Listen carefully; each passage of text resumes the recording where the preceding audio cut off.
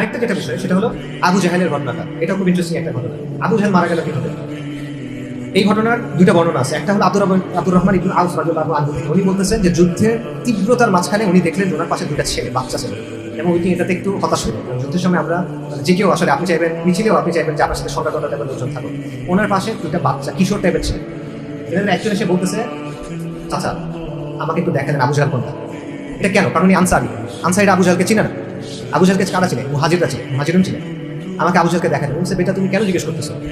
আমি শুনছি আবু জাহেল রাসূলুল্লাহ সাল্লাল্লাহু আলাইহি ওয়াসাল্লামকে গালি দিত, আবু জাহেল রাসূলুল্লাহ সাল্লাল্লাহু আলাইহি ওয়াসাল্লামকে সবচেয়ে বেশি ক্ষতি করতো, কষ্ট দিত। আল্লাহর কসম, আমি যদি ওকে দেখি আজকে হয় ও থাকবে, তাহলে আমি থাকবো। এই কথা বলতে বলতে পাশে থেকে আরেকজন যে সে বলতেছেন, চাচা আমাকে দেখা, আবু জাহেল কোথায়, আমাকে দেখা দেন। তা আব্দুর রহমান বুঝতে পারছেন রাদিয়াল্লাহু আনহু যে এরা নর্মাল ছেলে না। তো উনি দেখাইলো যে ওইটা আবু জাহেল। উনি বলতেছেন, আমি বলতে না বলতে এরা শিখারি পাখির মতো ছুটে গেছে, বাজ পাখির মতো ছুটে গেছে। এরপর এই দুজনেই মুআয ইবনে আমর, মুআয ইবনে আফরা রাদিয়াল্লাহু আনহু আজমাইন।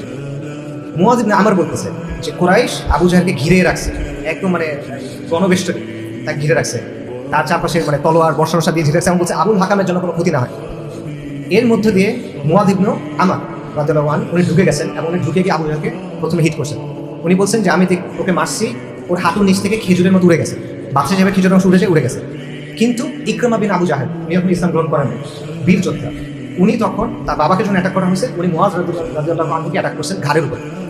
তিনি বলছেন যে আমার এটা যখন করছে আমার হাত কেটে গেছে, হাড্ডি সহ সব কেটে গেছে, চামড়া রয়ে গেছে, সো হাতটা ঝুলতেছে। তো কুরাইশরা তো ঘেরাও দিয়ে রাখছে আবু জাহেলকে, তো ওইখানে উনি লড়াই করতে হচ্ছে, হাত একটা কাটা অবস্থায়। তিনি এক হাত পেছনে নিয়ে এক হাত তলা দিয়ে ফাইট করতেছেন। একটু পরে দেখছেন যেভাবে ফাইট করা যাচ্ছে না, তখন উনি কি করছেন, উনি থামছেন, হাতটা পায়ের নিচে রেখে টান দিয়ে ছিঁড়ে ফেলছেন। এর মধ্যে আবু জাহেল পড়ে আছে, তাকে ঘিরে রাখছে অন্য মুআয ইবনে আফরা, উনি এবার এসে আবু জাহেলকে মারছেন। এখন আবু জাহেল পড়ে গেছে, মৃত প্রায়, মানে এখন সে বাঁচবে না, মরার মতো পর্যায়ে পৌঁছে গেছে। রাসূলুল্লাহ সাল্লাল্লাহু আলাইহি ওয়াসাল্লাম সাহাবীদের জিজ্ঞেস করতেছেন, আবু জাহেলের কি অবস্থা, আমাকে কে বলবে আবু জাহেলের কি অবস্থা? আব্দুল্লাহ ইবনে মাসউদ বলছেন, ইয়া রাসূলুল্লাহ আমি বলবো। আব্দুল্লাহ ইবনে মাসউদ বের হয়েছেন, উনি বের হয়ে গিয়ে দেখেন আবু জাহেল পড়ে আছে এবং সে মারা যাবে এরকম একটা অবস্থা। আব্দুল্লাহ ইবনে মাসউদ তখন আবু জাহেলের বুকের উপর পা রাখছে, পা রেখে বলছেন, আবু আল্লাহ শত্রু, তুমি দেখছো আল্লাহ তোমাকে অপমানিত করছে? আবু জাহেল বলছে, কে? আল্লাহ আমাকে অপমানিত করছে? আমার চেয়ে এলিট এখানে আজকে কে আছে? ইস্তিকবার, কি তার মানে অহংকারটা দেখেন, ঔদ্ধত্য দেখেন, আমার চেয়ে এলিট এখানে কি আছে? মারা যাচ্ছে এই অবস্থায় সে বলতেছে।